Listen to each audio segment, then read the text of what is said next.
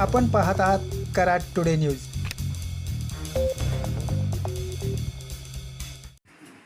कोयना पाणलोट परिसरात अखेर पावसाने काहीशी सुरुवात केली आहे। आज सकाळी 8 वाजेपर्यंत कोयना परिसरात 12 मिलीमीटर तर नवजा येथे 8 मिलीमीटर पावसाची नोंद झाली आहे। याशिवाय महाबळेश्वर येथेही 11 मिलीमीटर पाऊस नोंदला गेला आहे।